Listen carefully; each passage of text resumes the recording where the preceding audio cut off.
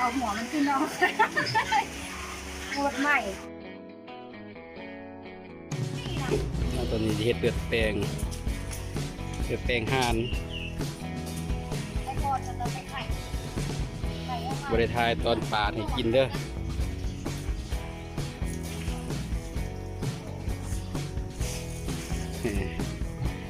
นี่เป็นแม่ครัว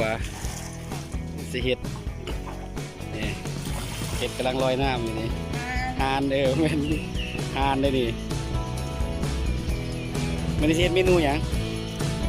มื้อนี้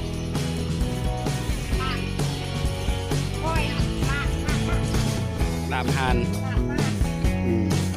เกลือแป้งห่าน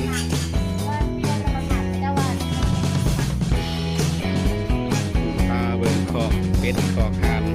ไก่งวงพร้อมบ้านเขา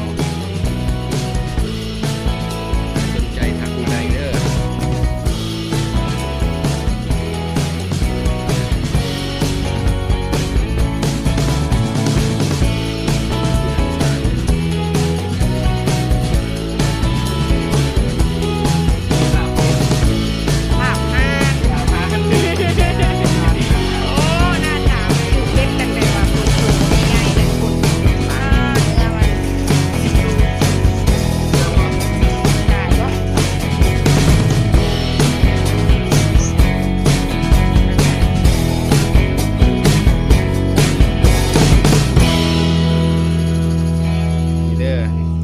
จัดการดกขน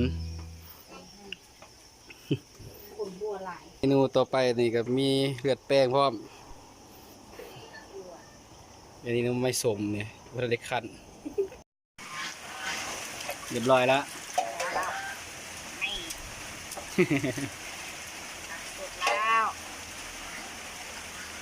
เรียบร้อยตัวหานแค่ที่จะเอาหัวมันขึ้นเนาะปวดใหม่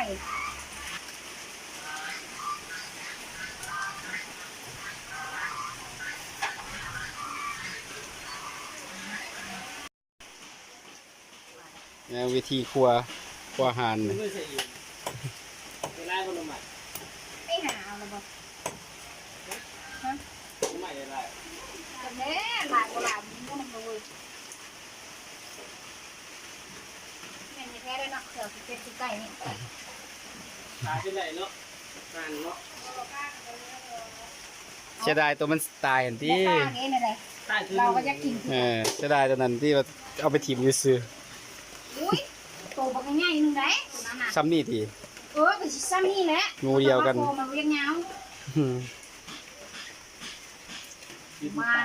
มาแต่บึงการอะไรยุ่ๆแล้วว่ามัดแหละมีแต่หัวข้าเด้หลังบ้านโดโก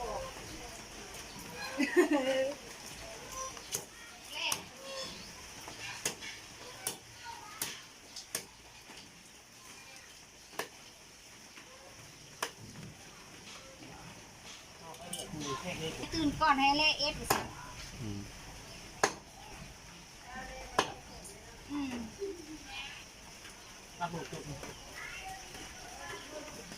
พากระปากมันพาเครื่องพาปากมันผ้าเป็นเป็ดคือไก่มันจะปิ้งกับปิ้งเนาะจะมาอบเซฟ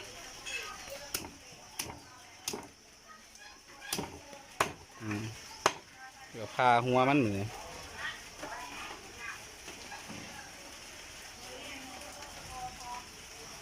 อุ้ยมาเอาหรอวะมักซลีนะปุ้ย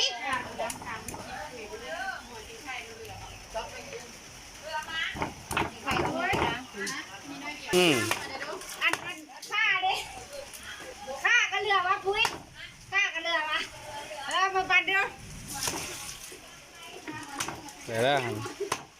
จะเอาหัวให้เครื่องนึงไหมหลืบหนังจะไปเฮ็ดเลือดแป้ง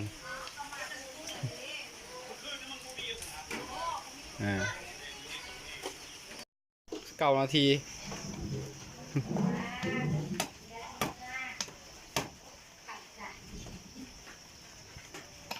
มึงลือเอาสีมันนะก่อนเดี๋ยว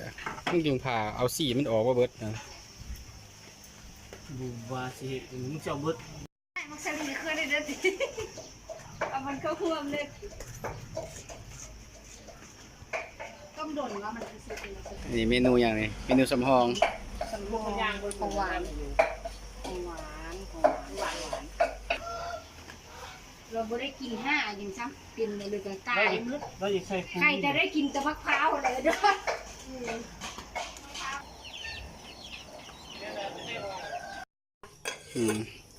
นี่เลยเมนูอย่างเมนูอบห่าน ประมาณ อืม เราโอเคดีนะ นี่แม่ครัวอบห่านนี่เมนู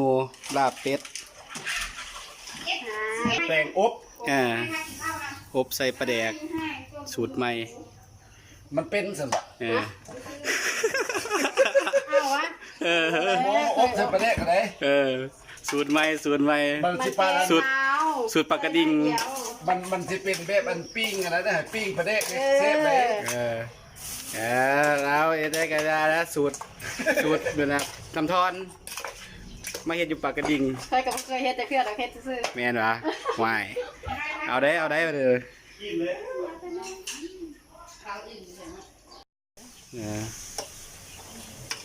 ลักทายตอนนี้แม่ครัวเห็ดอบเป็ดใส่ปลาแดกโอ้เต็ม บ่เคยเห็นแล้วกับบ่เคย เราสิลองกินมื้อนี้อบห่านใส่ปลาแดกกำลังครัวสิเฮ็ดลาบไปเฮ็ดเลือดแป้งเนาะตัวนี้เลือดแป้งห่าน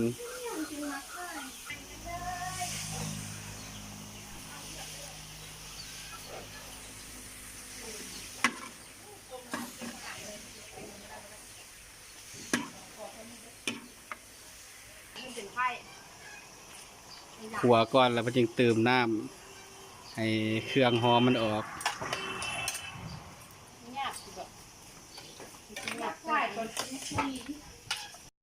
ตอนนี้กำลังเฮ็ดเลือดแปล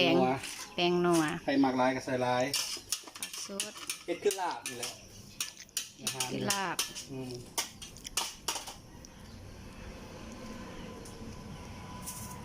แต่ละ เอา ข้าวขัวเลย เข้าครัว นี่ข้าวขัวทั้งไตเอิญเขาเบื่อ บ่คือกันเนาะเขาเบื่อเบิดบ่ธรรมดา สีขาวๆเอิญเขาเบื่อทั้งไตนะ ขั้นเก่าขัวละด บ่คือกันเนาะ ำ บ่คือกันเขาเบื่อไอ้กลางเขาเอิ้นว่าเขา นี่ ไม่ ขัวแล้วเนี่ยมีคนกินเผ็ดได้อยู่ตี ได้เมิดจัดไปเลย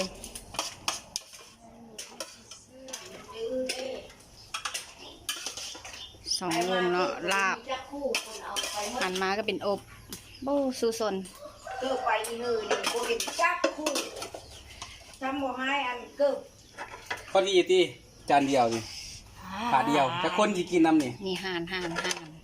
มี ห่านเด้อ สีก็จะถาดเดียวพอ เดียวทาเดียว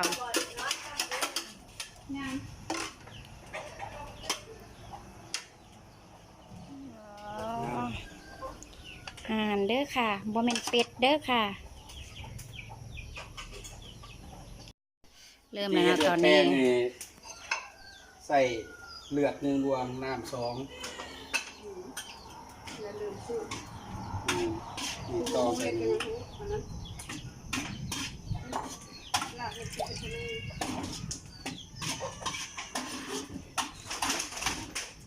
เอาเป็ดจะพอแล้วอ่ะใส่หน่อยเด้อ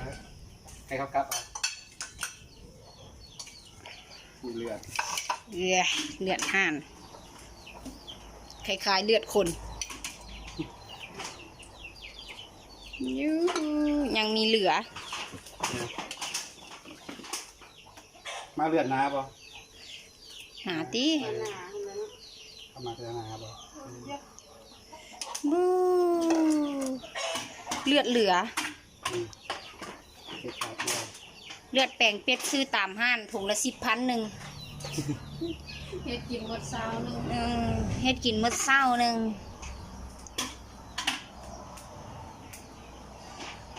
อ้ยพี่ชีน่า หอมลาบนี่บ่ นี่ละเนาะหอมลาบหอมลาบ เลือดเป่งบ่มีหามลาบกินบ่ได้ ต้องมีหอมลาบจึงกินได้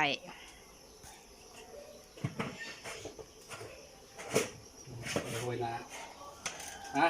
ไปอีกก็ได้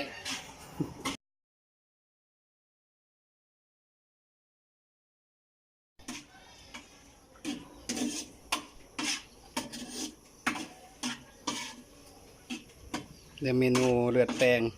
แม่จะไปเห็นอย่างไร นี่แม่ครัวเฮ็ดลาบเด้อตัวนี้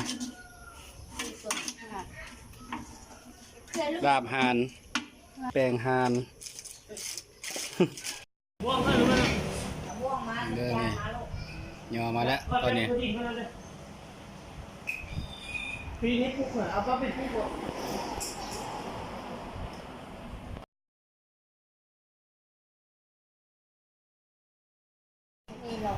เมนูลาบเลือดแปลงเลยนะ นู่นต่ำนี่แหละ เดี๋ยวจะเป็นคนได้ชิมสิกำลังไปบนมาแต่น้ำทอนนี่ โอ้ยพ่วงเลยทุกคน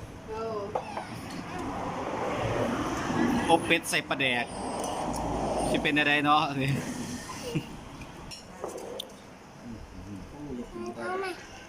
เนี่ย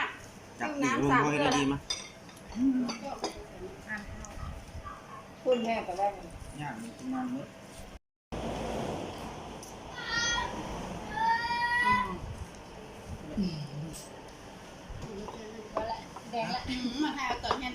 แล้วตอนนี้แหล้วไปกินตีนอยู่แล้ว